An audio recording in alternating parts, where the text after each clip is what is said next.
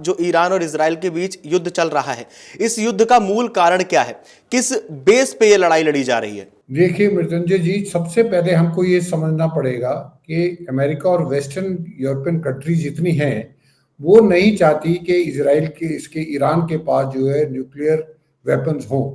1979 में जब वहाँ पे एक रेवोल्यूशन हुई, इस्लामिक रेवोल्यूशन, उसके बाद जो है हालात खराब हो गए, तभी से उनके ऊपर, ईरान के ऊपर सैंक्शन लग गई। अब अमेरिका की और वेस्टर्न कंट्रीज की ये सोच थी कि ईरान के पास अगर न्यूक्लियर बॉम्ब आ जाएगा तो वो मिडिल ईस्ट को खतरा बन जाएगा। तो इसी ये मेन मुद्दा है। अभी हाल ही में 2015 में एक पैक्ट साइन हुआ था जिसमें अमेरिका भी था और बाकी 5-6 यूरोपियन कंट्रीज थी, जिसके मुताबिक ये ईरान के साथ पैक्ट हुआ था कि आप जो है यूरेनियम का एनरिचमेंट नहीं करेंगे, और अगर आप नहीं करेंगे तो आपके ऊपर सैंक्शन हटा ली जाएंगी।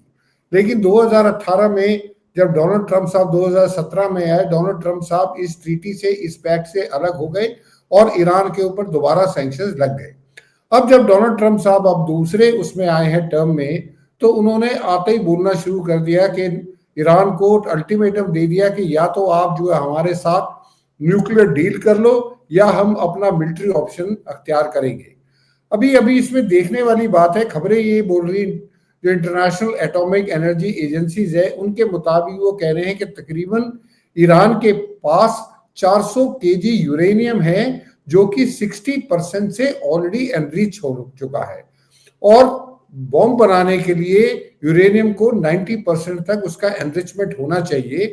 तो वेस्टर्न कंट्रीज को, अमेरिका को और खास तौर पर इजराइल को ये खतरा लग रहा है या लग रहा था कि ये 90% भी कुछ ही महीनों में या एक साल के अंदर ईरान इसको 90% यूरेनियम को एनरिच करके जो 400 केजी जो यूरेनियम है उससे तकरीबन 9 से 10 न्यूक्लियर बॉम्ब बना सकता है।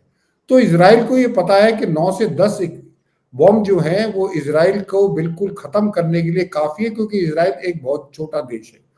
तो जब ये टॉक शुरू हुई अमेरिका की और ईरान की, और छठे राउंड की टॉक चल रही थी, तभी जो है एतवार को, संडे के दिन ये होनी चाहिए टॉक्स, उससे पहले ही फ्राइडे को, शुक्रवार को इजराइल ने ईरान के ऊपर हमला बोल दिया। तो जो बेसिक क्वेश्चन आपका था और उसका बेसिक आंसर ये है, ये सिर्फ न्यूक्लियर बॉम्ब का है, क्योंकि इजराइल को ये पता है कि ईरान के पास अगर न्यूक्लियर बॉम्ब आ गया तो सबसे बड़ा खतरा उसको ईरान से रहेगा, क्योंकि ईरान कभी भी फिर जो है उस बॉम्ब का इस्तेमाल कर सकता है। मृत्युंजय जी, ठीक है।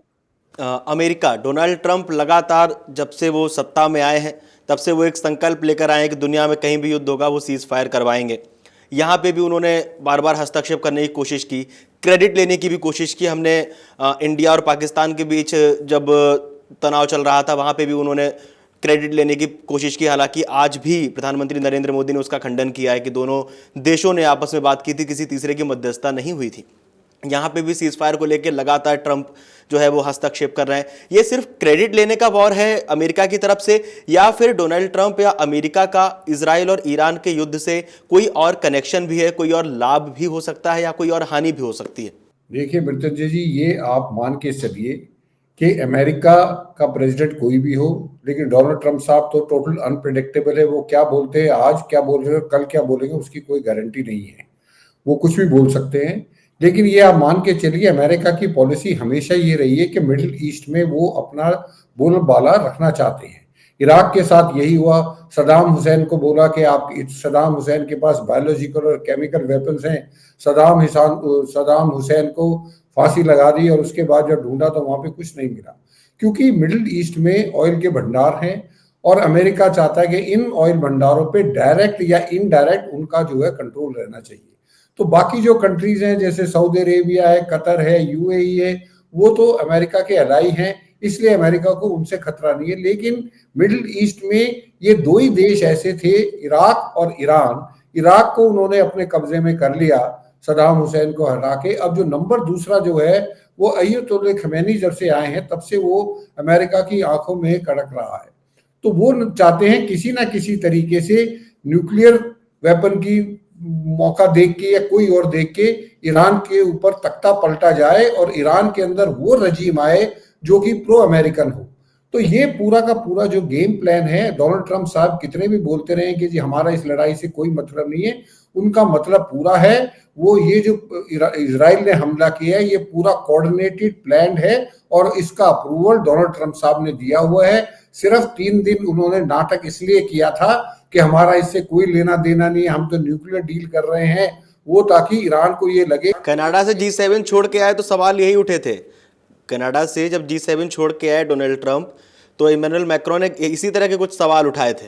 बिल्कुल, तो इसमें तो कोई दो राय नहीं है कि अमेरिका पूरा का पूरा फिलहाल वो इनडायरेक्टली इन्वॉल्व है। लेकिन वहां के जो एक सेनेटर ने, मेरे को उनका नाम ध्यान नहीं रहा, उन्होंने तो ये बोला था, गलती से वो बोल गए कि हम तो ऑलरेडी जो है इस लड़ाई में आए हुए हैं। तो ये जो है अमेरिका डायरेक्टली या इनडायरेक्टली ऑलरेडी इस ईरान और इजराइल की लड़ाई में शामिल है।